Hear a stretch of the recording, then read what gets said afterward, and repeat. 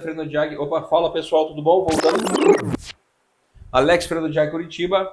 Hoje a gente vai testar o atuador de embreagem Knorr dos câmbios AS Tronic, DAF, Iveco, Volkswagen, Ford.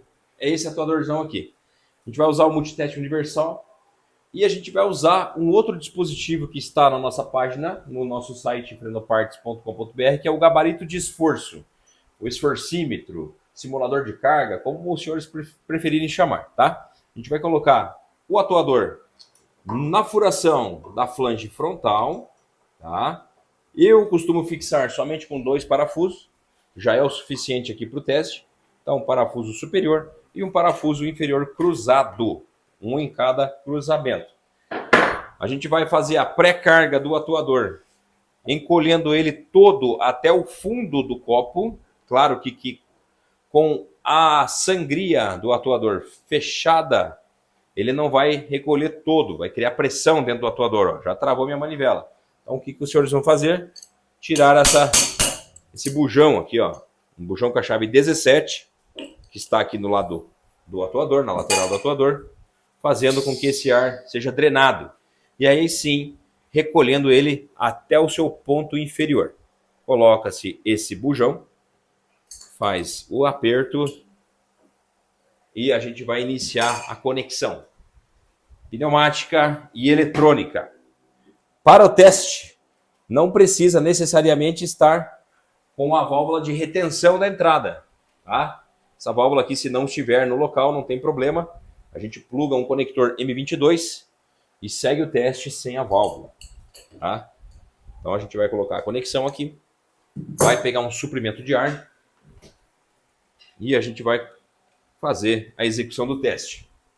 Na tela número 2, no terceiro ícone vai estar a fotinha da peça, atuador Knorr AS Tronic. Clica no ícone, vai me solicitar o cabo 0036. É um cabo que tem a tomada feita na impressora 3D. Aqui na Freno, eu não peguei esse cabo ainda lá do estoque e eu estou usando o meu antiguinho, o Durepoxi. Não por ser melhor nem pior, é porque me deu preguiça de ir lá buscar no estoque o cabo que está solicitando na tela, tá? Então conecta-se na tomada de 20 pinos do equipamento, do atuador, no mic de 4 pinos na tomada sensor piezo, mic de 6 pinos multiteste, chave de seleção em VCC e os comandos rápido e lento na C2 e C3. Clica no continuar. Nós temos já os valores analógicos. Sensor 1 mede deslocamento, valor analógico entre 0,4 a 4,5 volts no seu percurso total. E na referência, seta de 0 milímetros e fundo de escala em 70 milímetros. No sensor 2, a gente tem aqui o retorno analógico entre 3,1 volts, ele está nos mostrando 3,1 volts. Porém, na barra de conversão de temperatura, a gente tem as métricas de 2,6 a 3,4. Ele tem que estar dentro desse espaço verde, que é do valor de 2,6 a 3,4. Aqui nos deu um resultado de 3,1, tá com a seta quase centralizada no verde, tá ótima a leitura de temperatura. Se eu for colocar esse atuador dentro de um balde de gelo, essa seta vai cair no canto de 2,6. Se eu pegar um soprador térmico, um secador de cabelo, algo que consiga aquecer essa peça, ele vai subir essa temperatura num ponto máximo de 3,4, beleza? Então essa é a visão do sensor 2, leitura de temperatura. Tem muita gente que tem dúvida ainda, mas está aqui, ó, sensor analógico lendo temperatura e o sensor de conversão, a barra de conversão, nos mostrando nessa escala gráfica coloridinha onde está o cursor revelando a temperatura, ok? Dentro dos parâmetros entre 2,6 e 3,4, está aceitável a leitura de temperatura. Aqui nos marcou 3,1.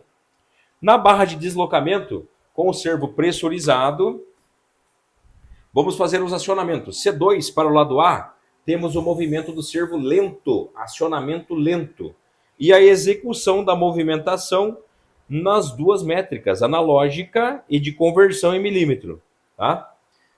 C2 para o lado B, temos a descarga lenta. Tá? Então, isso aqui é o que o atuador está se movimentando.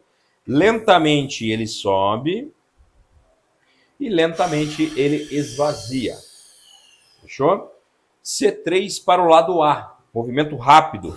Então, com mais velocidade ele aciona e com mais velocidade ele esvazia.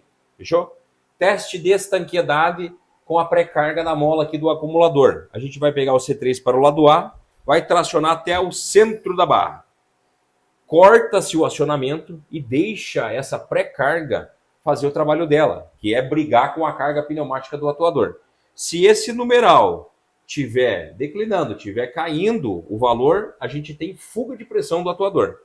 Se num tempo de 1 minuto, 2 minutos, 2 minutos e meio, o tempo que os senhores estipularem como teste, não tiver nenhuma queda no valor analógico, a gente está em 2,7 agora. Se esse valor não for caindo, for decrescente, nesse tempo estabelecido, quer dizer que a estanqueidade pneumática está 100%. Aqui eu não vou prolongar o teste para o vídeo não ficar comprido, ele está perfeitamente paradinho em 2,7. Valeu? Vou esvaziar para o lado B e segue-se o vídeo do teste atuador Knorr AS Tronic. Até mais!